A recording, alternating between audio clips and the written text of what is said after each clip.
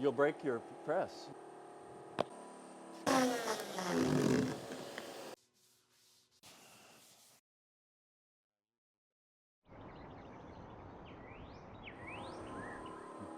This is a mid-century modern console. I started it 2 days ago, made the top. It is a plywood carcass with strips of black walnut, half-inch strips on all the facing frames.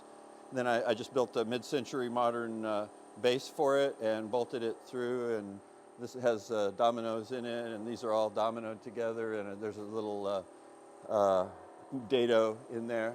And then there's just hardwood on top that I'm going to bolt straight through and attach the top that way. And the doors will be completely covered in matching veneers, so each door will look just like the one next to it. I'm kind of putting a baseline for a sheet of veneer that I'm going to install on these cabinet doors. And the veneer is really big, and it's been rolled up for 20 years, so I need to either soften it or trim it. I'm not sure which, but I know I need to put this glue line that's in the center here directly on that bead right there, and I want to put this figure right in the center. I think I'll trim it and put some blue tape on it to hold it in place. See, I want to get this little part of the burl, this figure right here. I want to get that centered on the piece. If you have one door centered and the rest of them not, it just looks bad. And so I got to put some layout lines on here. I think I'll use chalk because I just can't see that. I just don't want them to be kind of half-assed done. I'm going to trim this just so that I don't have all this extra curl going on. And I'm going to alleviate this curl here in a minute because I've got my press heating up, and I'm going to spray some softener on it and get it to flatten out. But I just want to kind of trim it up tentatively for the moment. Makes it easier to handle since this is all waste. Anyway, so this is the veneer press softener, veneer softener. What is it? It's glycerin based. It's kind of a veneer softener, and it's going to soften the paper too. It's not just going to soften the veneer on the other side. This has been rolled up a really long time, so this has to be softened completely, and it won't separate the glue. The glue is safe. Stick it in here and close it for a few minutes. Yeah, it needs to go to about 200 degrees. Right now it's about 150, so maybe 10 minutes at that temperature, all that will become soft, and we'll get right back to it. Okay, this is the veneer softener that I use. You can get it at veneersystems.com. You put in X amount, and then you put in X amount of water also. So 1X, 1X. So this is water in one of these, and that was veneer softener in the other. I just keep the bottle around. I put H2O on the front. And they both should go down at the same amount.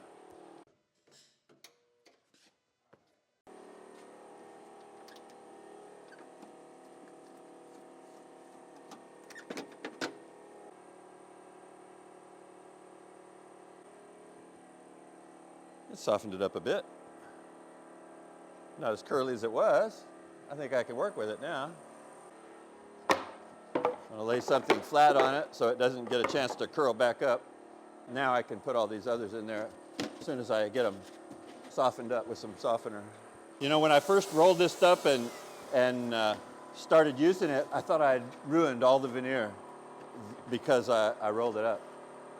I thought I'd screwed it up because it was like this. And then last ditch effort, I got the veneer softener and I sprayed it on it. What could go wrong? If it's already ruined, who cares, you know? And lo and behold, it saved it. I had to do that because I had so much shipping issues when I was selling veneer that I needed a way to pack it and store it. And so I rolled it up and put it in tubes so that I could just ship it out in the tube that it was in. I quit selling veneer a long time ago.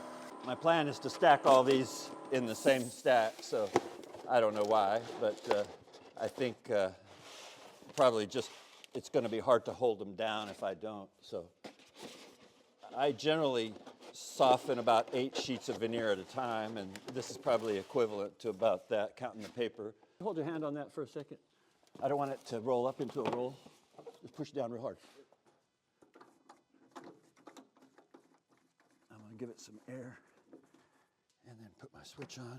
It won't close on you until I pull the trigger. Okay, now it's closing. Hot, hot. I'm sure it's up to temperature now.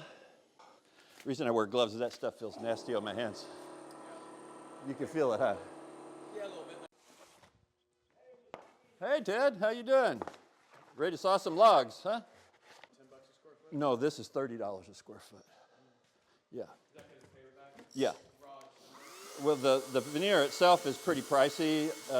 Burl veneer is kind of on the high end of things. And so by the time you get the price of the veneer and the labor and laying it up appropriately on a substrate and longer roly-poly. So now we can orient them appropriately on our substrate, which has been sanded. I sanded these edges so that they're flush. This is a glue spreader. It has 2 modes. One is putting glue down, and one is smearing it out. This little method right here turns a little wheel inside here that has grooves in it, and it allows for material to be drawn down in. And when you put this, it keeps the wheel unable to touch the glue puller, and so it just smears it. But if this is not against that, then the wheel pulls it out. So I'm going to mix up some glue, Urea resin glue. It's a powdered glue, catalytic glue. So you mix water with it, stir it to the right consistency, and then that device gets it all on appropriate thickness. Okay, this Urea resin glue, it comes as a powder, and you just kind of make it the same consistency as pancake batter. If you make it too thick, your veneer will have all kinds of, I'm going to call them lumps, because the machine really, the press, doesn't really push anything out so it can squeeze out. It just kind of pushes it down real hard, but it can't really squeeze out because the panel's too large. And so unless you put the right amount of glue on, you don't get good results with veneer. So that's why it's really mandatory that you get a glue spreader. And this is kind of one of the cheapest glue spreaders. So this is the consistency we're kind of shooting for right here in the glue. I'm still working it down a little bit, but it's just about this. This is what we're looking for. So I'll just dump that one in and mix another one because we've got several panels to do. So you can see how thin this glue goes on. I usually like 2 or 3 coats of it. You can see I'm going over it like twice right now, and that is kind of the extent of it. I'm just make sure I get all the edges, otherwise there's a lot of edge work to do, and that's all of it right there. That's all you have to do. I can now get one of these going maybe. Hopefully it's long enough. Yeah. All right. And so that looks good.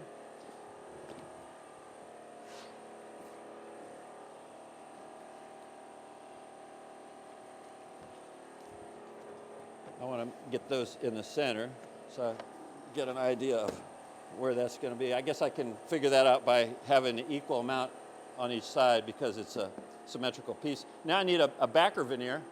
So I have this veneer that I'm going to use as a backer. I don't really have to soften it first, but I think I want to. I don't like any chance that I could fail. I want to take away every possibility that I can that I won't succeed. So I'm just going to soften it up and put some of these in the press. I'm going to freshen this up just a wee bit.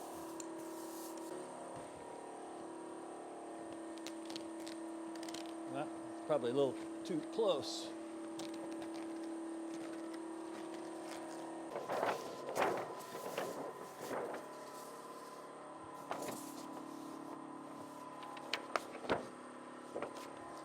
Sometimes you just have to hope that you got it right.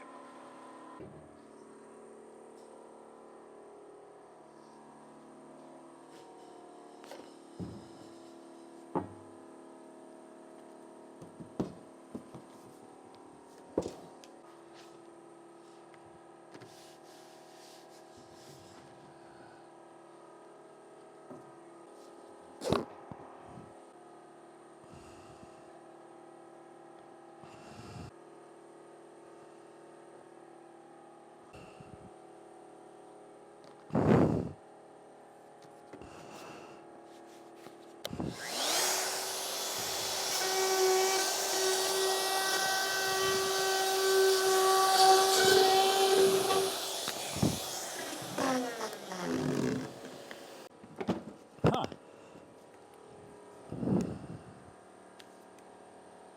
Go now.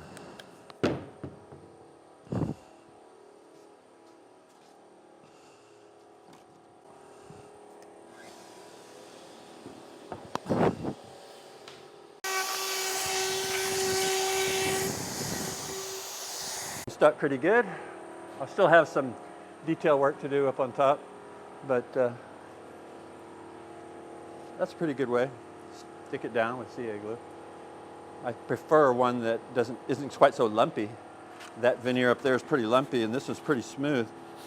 I prefer this to that softened stuff, so maybe next time I'll just roll this out on it and not bother softening it, because that whole softening process makes this kind of lumpy and not really conducive to So what's the benefit that of method. it? It's just a little easier to work with? Well, that softening, it keeps it able to be worked with better, but it really works best on the press. It doesn't kind of work too good on this kind of method that I'm using. But that's okay. That side is on good enough. I'll put a lot of CA glue care into it to make sure that it's stuck down appropriately. That's why I'll leave it facing in that position so that I can inject into it wherever it's not connected. But I'll let it sit for an hour or two so I can be sure where it's connected and where it's not. And then I'll do my thing and it'll all work out.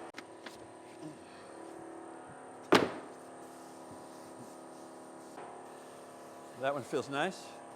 It's like it stayed aligned, but pretty good. And now I'll go around all these with the router bit to trim them.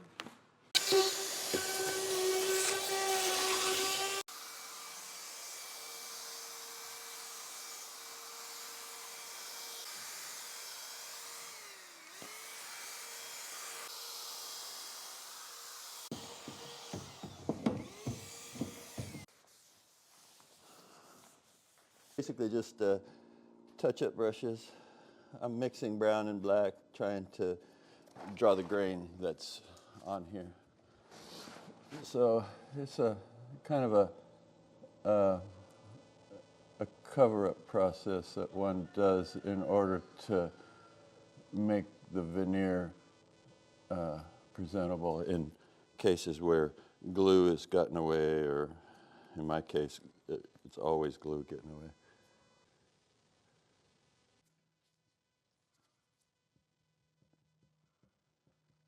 Here, all the lines. This is where you can tell it's recycled. What's it recycled from? It's recycled from me.